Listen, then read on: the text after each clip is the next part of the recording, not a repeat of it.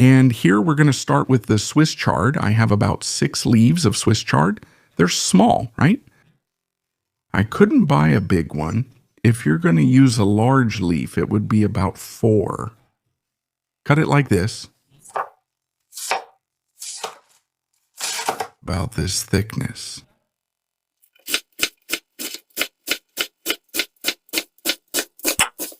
Now I'm going to set this aside, reserve it, and here we're going to grate about 2 centimeters of ginger. You can use any grater you want. You can also cut or chop it, right? With a knife, no problem at all. I just think it's more practical this way. I want this dish to have a strong ginger flavor. That's why I'm grating it. If you want a milder flavor, just chop or slice it. All right, now 3 cloves of garlic, let's grate them. You can put everything together. And it's the same thing. If you want a milder flavor, just chop or slice it. I want a stronger garlic flavor, so I'm going to grate it. Done, done, done. I'll set it aside. Here in our pan, a tablespoon of butter. This one is salted.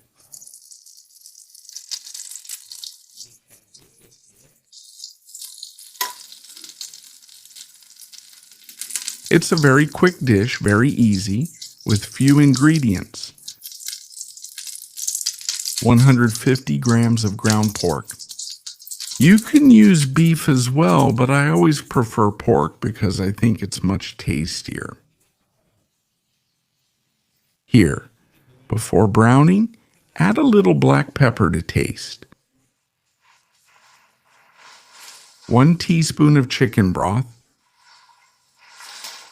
The garlic, the ginger.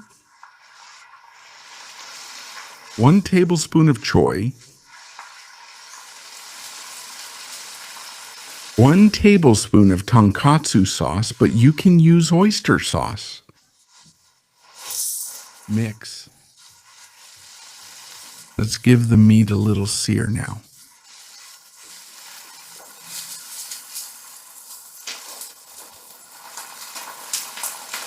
Here the meat is already seared.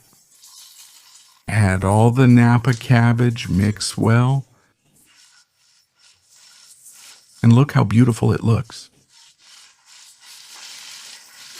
Let's go. It's quick. Now you can leave it on medium heat until the Napa cabbage becomes tender. I won't leave it for too long because I like the Napa cabbage crunchy. A bit of well-toasted olive oil. Give it a little stir and turn it off. You can taste it to check the salt, and if it's missing, you can add a little bit of soy sauce or a little bit of salt, and here a little bit of green onion on top. A quick and easy mix that just needs some hot rice.